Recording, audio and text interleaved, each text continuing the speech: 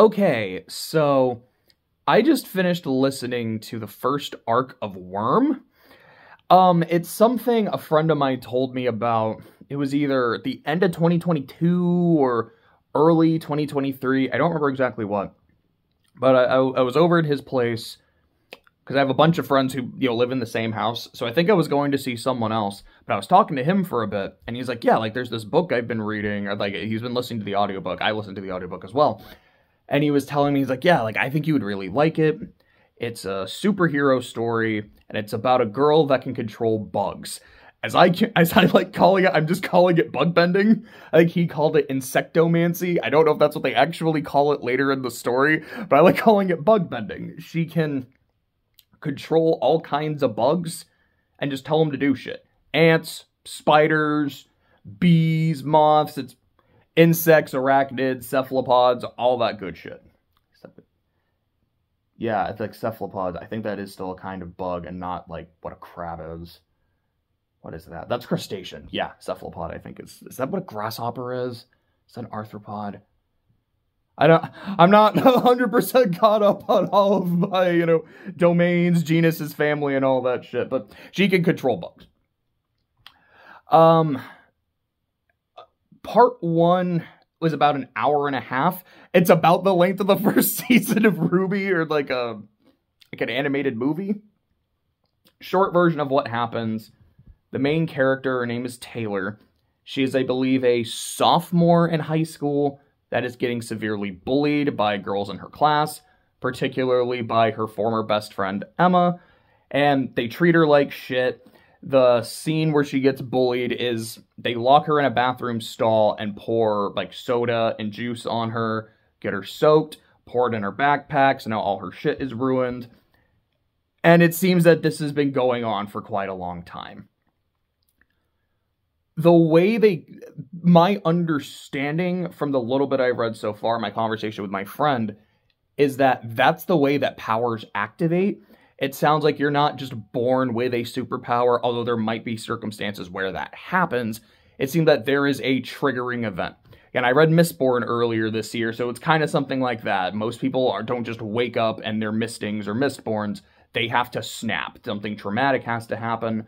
And my understanding is something, I don't know specifically what it was, but they do mention at the end of the book there was a scenario, or an incident, where Taylor was hospitalized and sent to the psychiatric ward, not just to the emergency room. I'm assuming that is what quote unquote triggered her, because I believe that is the term that they use. After that, she got her bug powers and is training with them because she wants to be a superhero. I believe here they call them capes. The superhero society, there is the, let's see if I remember all these terms already, the Protectorate, which is the big, I guess I'll just say that's the name of the official Justice League, which I think they said covers Canada, the United States, and they're trying to get Mexico in it too. I believe there are superheroes all around the world. It's not just in North America and Central America, but this is one of the biggest groups of superheroes in the world. This is located in, they say the Northeast. I don't remember if they say Massachusetts specifically. I think they do. I think they say that it's pretty close to Boston, so I'm assuming Massachusetts. It's called Brockton Bay.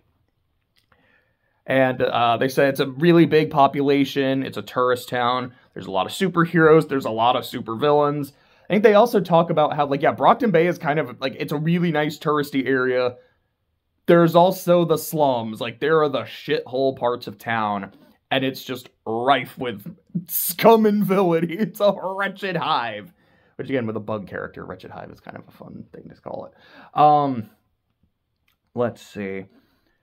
Taylor is working on her costume, which I know that her superhero name is Worm, but she doesn't call herself that in book 1. She doesn't know what the fuck to call herself yet. The way she's working on her costume is she's summoning spiders.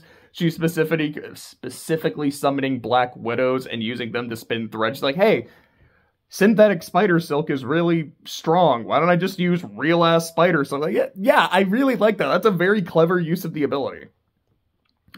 So one night, she says, all right, I keep delaying it. I want to go out. I want to be a hero. I want to start using my powers for good. And, you know, after this traumatic event of bullying her, she's like, I don't want to delay this shit anymore. Like, I'm so angry. And she's like, I'm that close to just sending my bugs to fuck them up. But I can't do that because I'm better than that. But if I have all this frustration and all this, you know, desire to do stuff with my power, let's go be a good person today. So she sneaks out of the house. She lives alone, or she lives with her dad.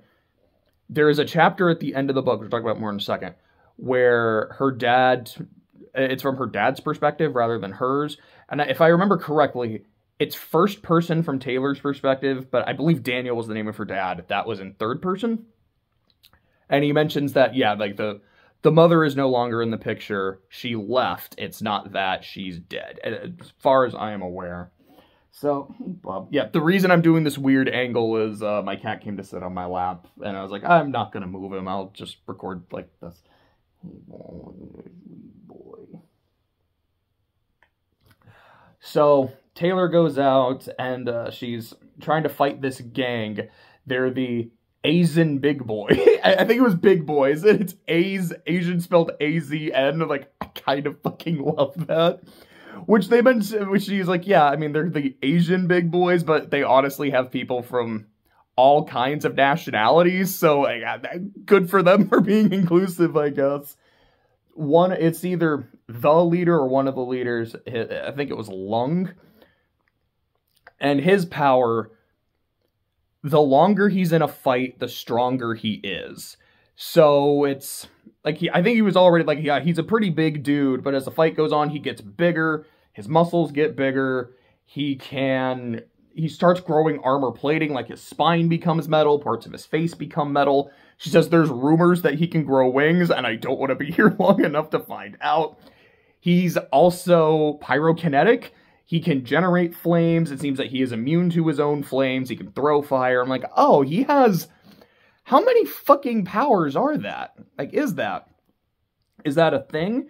One minor thing that I know is that Taylor's powers evolve. Because I was reading some of the comments, which I really need to make sure I don't do that because I know I'm going to run into spoilers. I was reading a comment and it was saying like, oh man, it's so fucking weird going back to book 1 and seeing that Taylor is like has her bugs out and is having trouble seeing due to low visibility. It's crazy how much the ability grows. I'm like, oh, probably later then she'll get a thing where like she can see through the bug's eyes or something, or her eyes will kind of adjust to become like bug eyes. Like, I don't know exactly, but it seems that power evolution is a genuine thing. It sounds like Lung has multiple powers at once, and I don't know how common that is. I don't know if it's like, yeah, the longer someone has had powers, the more they evolve, or if some people just have multiple powers, if power stealing is a thing, or if it is a thing, is there only certain people can do that because that's their power, like an all for one kind of shit from My Hero. I don't know, but like there's some cool shit here. And the fight with Lung is honestly really funny because Taylor's just sitting in the back like, okay, commanding insects and making him get bit by shit, stung by shit. And this dude's just freaking out, yelling, shooting fire, trying to... Oh yeah, his hearing gets better as it goes on. She's like, oh, he's... Like, okay, he's erupting into flames. My bugs can't do anything. I just need to go. And she makes this little sound, and he just looks right at her. Oh shit, he now has superhuman hearing. That's bullshit. Then he's on her ass. Before she starts fighting him, she hears him talk to his gang, to his droogs about how it's like, yeah, we gotta go shoot those kids. We gotta go kill some kids. And she's like, he's gonna kill kids? What an asshole. And then the kids end up showing up. The kids are this group, I believe there were 4 of them. Other superpowered people. I can't say heroes because it turns out that they're bad guys. But they show up and they help fight Lung off after Taylor has done a decent bit of damage to him and gotten his guys out of there. Let's see, there was Gru. I don't think I caught what his power was. I don't know if he showed it off. But I'm just thinking to myself, like, what is his power? Can he steal the fucking moon? So that's Gru. There's a girl they call Tattletale. Her thing, they don't quite, I don't know yet exactly how it works. It seems like it's some degree of mind reading. I don't know if it's specifically like, oh yeah, she can like sense what people's secrets are, that's why it's tattling, or if she can read people's emotions, or if she can straight up read people's thoughts. Because at one point she asks Taylor for her name, and that's, if you can read minds, you probably don't need that, but she does mention like, no, like she is physically fine, I can tell, and she's not hurt, she's just shy, so maybe it is emotion reading, I'm not exactly sure, but that sounds like actually kind of a fun ability to explore.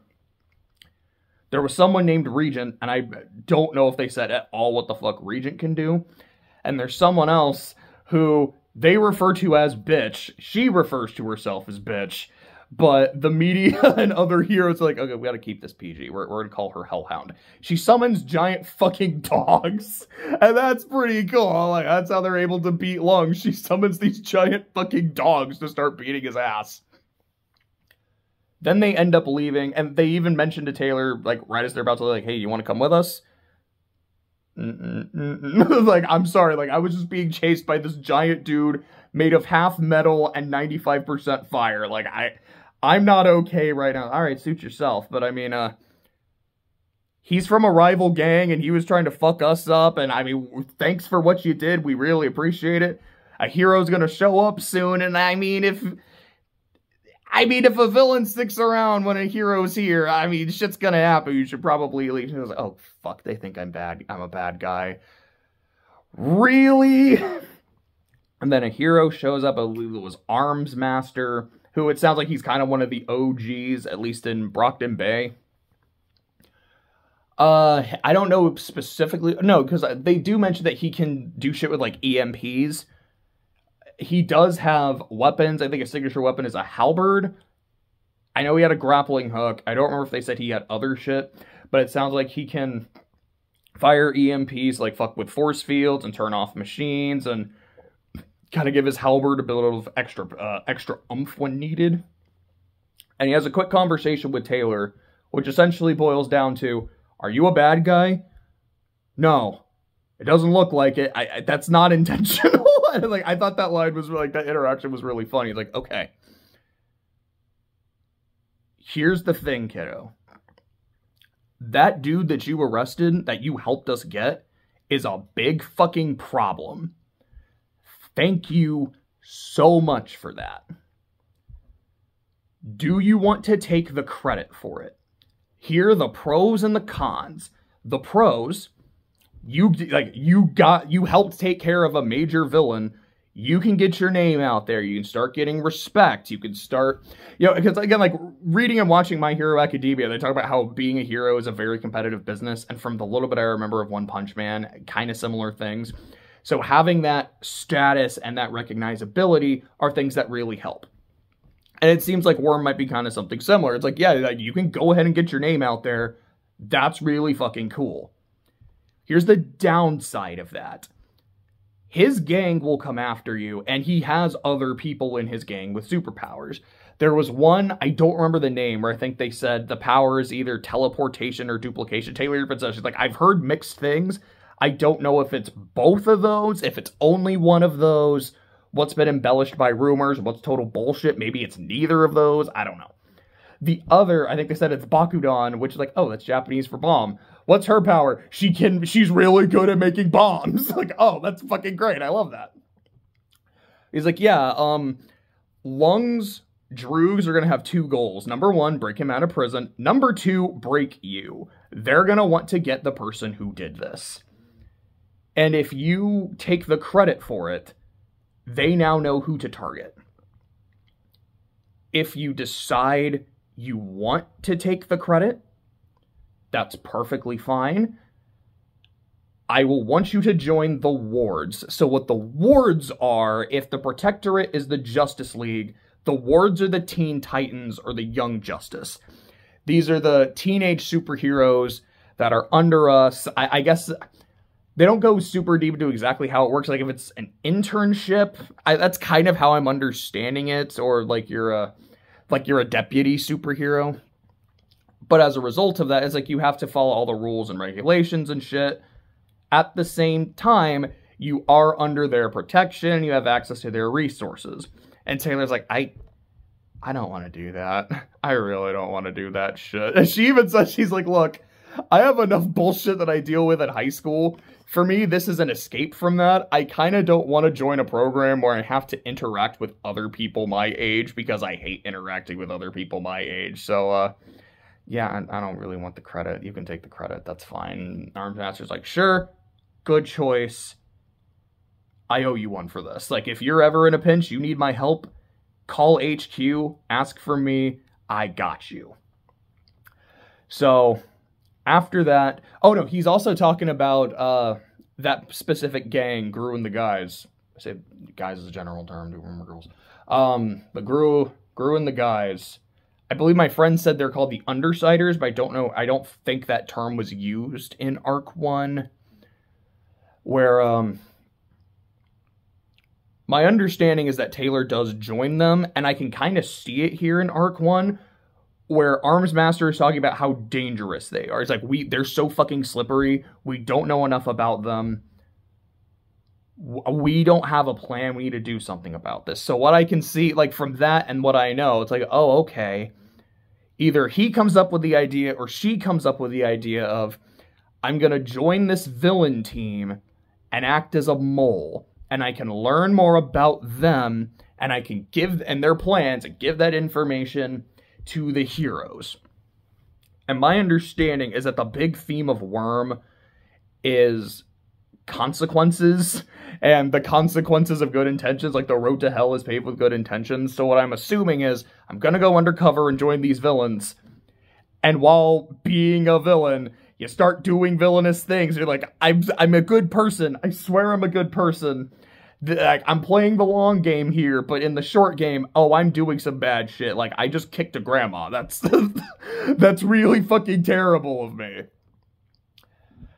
And I don't know a lot of specifics, but again, from kind of perusing the comments, we were like, dude, this shit ramps up so fast. The escalation of this series is insane. So, like, I have no fucking clue what I'm in for. I don't know if there's a point later where Taylor's like, oh shit, I have to stop a nuke. So she just smothers it with cockroaches or something. And then the final chapter, after she's like, cool, I just need to go home, is told from her dad's perspective. He's watching this news report about this golden man who I guess was kind of like the OG superhero, the OG cape. That was my understanding of it. He stops watching it, and he's like, it's 3 in the fucking morning, and my daughter isn't here. I don't know where my daughter is. I am terrified. I don't know if she's safe. I don't know if she's okay, because we live in Brockton Bay, and Brockton Bay is kind of a shithole. Something could have happened to her, and I know that there's these incidents with bullies, and I know my daughter doesn't want to talk to me about it. I can tell how much she doesn't want me to ask about it. And I want to know because I want to help her, but I want her to feel safe at home. And I feel like the reason she feels safe at home is because the bullies don't hurt her here, and they don't affect her life here. And if I start talking to her about it, I'm bringing the problem home, and I'm taking away that safety, and I just might make her worse. And honestly, it was my favorite chapter. I liked all the shit with Taylor. I liked all the shit with the bug bending. It was like, these fights seem pretty cool. These little bit of powers that I'm seeing are really cool. But it was just that human element of, I love my kid so much, and I feel so powerless to help her. I thought it was just really, really good. I'm just really fucking sad. It's just the empathy was a twinging, you know? So I don't know when I'm going to read book 2 or listen to arc 2. It might be later today. It might be sometime next week. We'll see. I know there's 31 of these, and just kind of from perusing through, I'm like, okay, hour and a half, 2 hours, 2 hours, 10 hours, 9 hours. Oh, some of these are going to get long. Okay, so this is not, I could do this in a month and listen to an episode a day. Got it. But, early prognosis was, I enjoyed it quite a bit. Looking forward to seeing where it goes.